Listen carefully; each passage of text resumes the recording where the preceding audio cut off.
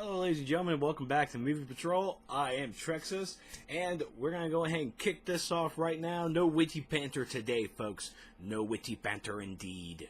And so sorry for the background noise. I'm trying to not really do a rush job, but there's a lot of stuff that I'm having to do today before time runs out. So, first things first, let's go ahead and hop into some movie news, shall we? G.I. Joe Retaliation, G.I. Joe 2. G.I. Joe 2 has been pushed back. It was supposed to release this summer in July. Was it July or June? It was June, wasn't it? Yes. June 29th was the original release date for G.I. Joe 2, starring The Rock, Channing Tatum, and everybody. It shows the magnificence that is Cobra Commander in his helmet. That's what we want. That's what the fans wanted. But sadly, Paramount Pictures has decided to push the date back. And it's not pushing it back a month. Pushing it back 2 months. Not 3. It's pushing it back 9 months, folks. G.I. Joe 2 is scheduled to release now on March 29th, 2012. Reason for that is they're going to spend the next 9 months pumping that thing full of 3D lead. No. I have waited now for the past 6 months plus. 6+ months for G.I. Joe 2 when I first saw the trailer for it, alright? I want to see it. I like the first one. I wanted to see the second one. The fact that it's actually been pushed back as a patron hurts me. Because now it feels that my summer is missing that one action movie. And hell, Bruce Willis is in it too. Come on. You can't push Bruce Willis back. That can't happen at all. Now, the reasons, I'll give you the industry reasons why it was pushed back. It's pushed back to help it out internationally. Maybe the 3D will help it out internationally for people to watch it. First off, internationally, I think people internationally, which of course means Britain, China, Japan, France, all those people, I mean, all those other countries, I truly believe that I think they've gotten sick and tired of seeing an American Special Forces team. Am I in agreement here, folks? Come on. I'm in agreement. So, now we have to wait. A reason for these 3D pushback as well is, they want to try and do it 3D. They want to try and make an extra bang of a buck. Also, another reason is because it was going to have to contend with The Amazing Spider-Man, June 29th to July 3rd. That nice weekend. And it was going to have to split the fan base against Amazing Spider-Man. People are going to go see that, and then they're going to have to go see G.I. Joe. Pumping out pretty much $20 for one person to go see these two movies. It was going to be kind of a hassle. So for that, I thank them. It really didn't matter. It wasn't going to matter to me. I would have actually been there at the brawl. It's like, all right, so who's going to win? G.I. Joe or Spider-Man? G.I. Joe or Spider-Man? Who's going to win? And I think it would have been a very nice clash of a magnitude for a weekend.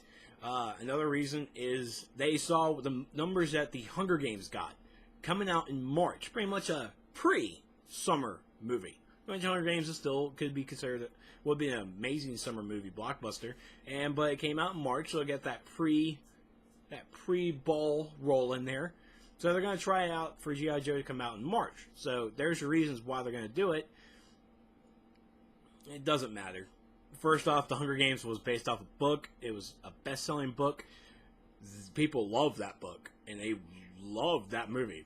G.I. Joe 2 is coming off of G.I. Joe Rise of Cobra, the first movie.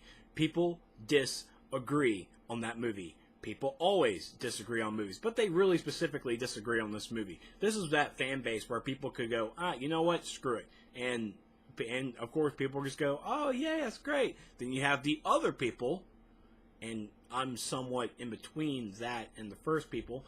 Those third group of people are the people who remember the original cartoon, the original comic book, everything, and they're just going, it's trash. It's trash. So, take it how you will, but I like the first one, but I also am one of those nostalgic. I watched the cartoon, I grew up on the cartoon, and yo Joe. So, there will be no Joes this year. Alright? No Joes. It'll be next year. So sorry, folks. So sorry. Our next up for movie news, we have something dear to my heart, and for all those people who are in my generation, maybe, for all those people that are 30 and up. I'm not 30 years old, but let's go with 25. No, let's not. Let's go with 27, my age. Now, I'll base it 25 and up. 25-year-olds may be able to get this. I doubt it, but I can cross my heart and all that stuff. The creator and puppeteer Paul Fusco. If you don't know the name, neither do I, because I just read the article. But he is the creator and puppeteer of Alf, and he wants to create an Alf movie. Huh. Yeah. Let's do it. All right. Let's rock it. Let's rock it. Let's do this. So he is, in his words, he's incubating a feature script for the alien life form. He thinks the timing is right, and a big important thing is timing. It always is. The Muppets movie that Jason Segel brought out to the world was a big stepping stone. It's already coming out with a sequel. It got major. I loved it. I loved the Muppets. So another puppet movie coming out, and especially it being Alf. Yes. Yeah. There is no wrong here. No wrong, and it's being done by the creator and the puppeteer. Now, will it be CGI? No, I hope not. Will it be cartoony? No, I hope not. I want the Alf. I want puppets, man. All right, I want marionette motherfuckers just going all over the place. That's what I want. That's what the child in me wants, and that's what children of today need. All right, they don't need no Snookies and situations going on up in here. All right, they need child values, and Sesame Street is kind of losing that battle right now. I'm sorry, Jim Henson Company, but you guys need to fight harder. That's why the Muppets was amazing. Amazing. And for the last bit of movie news that we have today, before we move on to the weekend, and I'll see you guys until Monday. Well, yeah. Our last bit of news that I don't know how to really portray this, really. Robert Pattinson is rumored to join the cast for Catching Fire, which is the second book of the Hunger Games trilogy.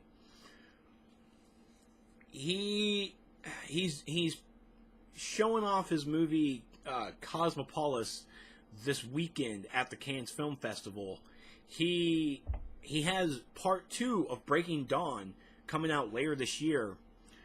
Is he really wanting to step foot back into another book? And it even goes here that Lionsgate want Patterson to actually play the role of Finnick Odair, a former tribute with an eye for the ladies who gets dragged into the third quarter quell. It's a Hunger Games contested by previous winners. So apparently the Hunger Games still freaking go on. Are you serious? Come on. I haven't read the book, so I don't know what's going on. But apparently he plays a ladies' man. And if there's one thing Robert Pattinson can do, it can play a non-sparkling vampire who picks up the ladies. And who doesn't fall for some necro chick. Kristen Stewart looks weird. Pretty, but weird. Eat something. Nummy. Numb on something, please. God. But this is only just rumor. There's nothing fact. There's nothing that Robert Pattinson has came across. This is what Lionsgate wants to do. They want Robert Pattinson for this character for Catching Fire. Now, Robert Pattinson will be putting himself back into a book movie. I don't know if the guy's in the third movie or the third book. But, I mean, would Robert Pattinson really want to do this? I mean, would he? I mean, he's in this adult movie that's called Cosmopolis. I don't know anything about that. I might research later. But, I mean, he's an actor has to grow. You don't really want to stay in one. Actually, you know what? Staying in one genre is not that bad. Jim Carrey's been doing it, and he stepped in drama, and truth be told, he did fine. So if Robert Pattinson wants to do this movie, fine, go for it. I already know I'm going to catch Catching Fire because Hunger Games, the movie, was great. And no, I'm not reading the books. Get off my back. I have better things to do than read. I am a gamer. And now that movie news is out of the way, let's talk about the weekend, people. The weekend.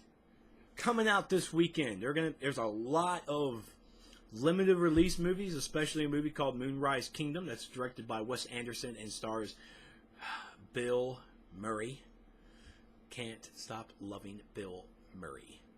But I don't know anything about that movie. But I do know about two movies, two big releases coming out this weekend, which are Men in Black 3 and Chernobyl Diaries. Men in Black 3 is set is pretty much set. I mean, it's the normal. This is the threequel to two of the amazing movies that Will Smith and Tommy Lee Jones have collaborated on, and this is a third. Yay!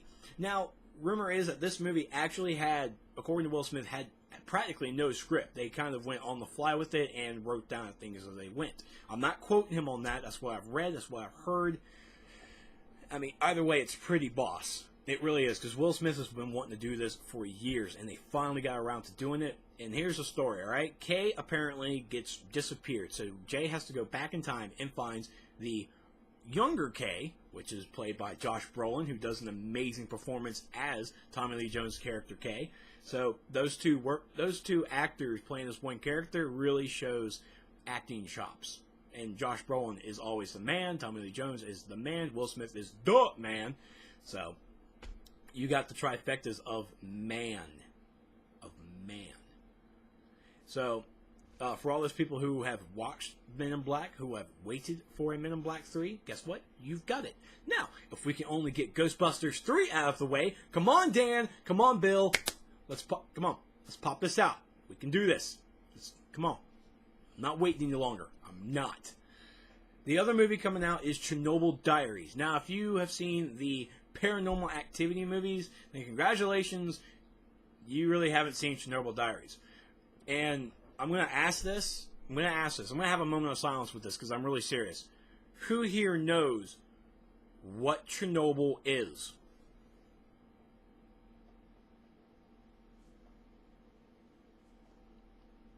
Well, if you guessed a Navy ship, I'll give you credit.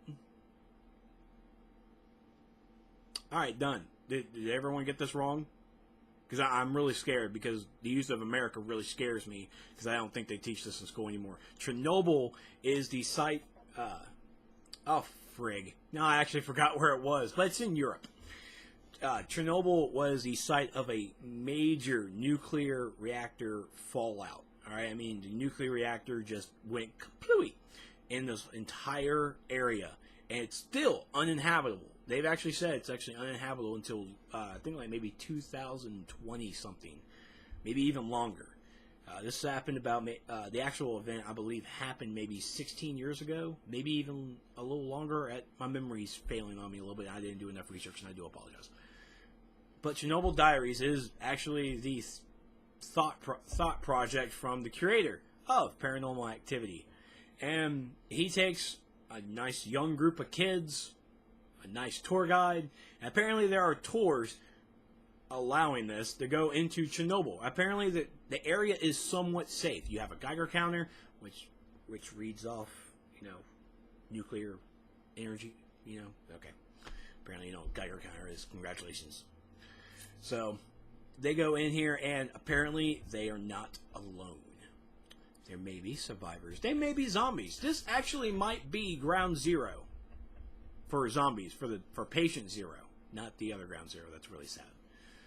So Chernobyl Diaries, if you liked the Paranormal Activity movies, please go see Chernobyl Diaries. So far, I don't even know what the ending is, and frankly, I don't care.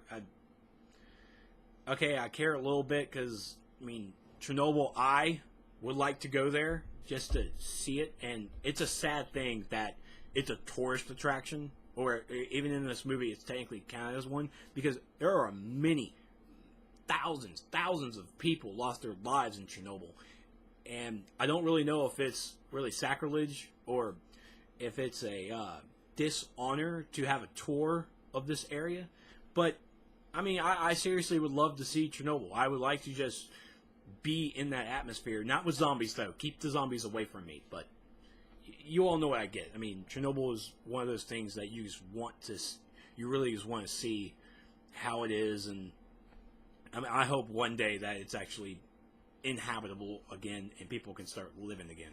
And for all the families that lost their friends and families in Chernobyl, you do have my sincere sorrow. Oh God, I hope that doesn't make me sound like a douche. Does that make me sound like a douche? Oh, it did? Damn it, I'm sorry. I really am. But this is it for movie news and for what's coming up through the weekend. Thank you all for watching. And I'm going to have a lot of videos. Well, I'm going to try and get a lot of videos done this weekend. I know I'm going to get some Star Wars done for you, some DCUO that people have been craving for, and I do apologize. I've been working on some new tutorial videos because the new players keep asking me stuff in my comments, and I like answering them on my comments, but for the love of God, I've got to get these tutorials done so they can stop pestering me. Stop pestering me. No, I'm just joking. Keep pestering. It gives me something to do during the day. And I'm also going to have some tribe stuff, but pay attention to that. But thank you all so much for watching, and I'll see you guys next time.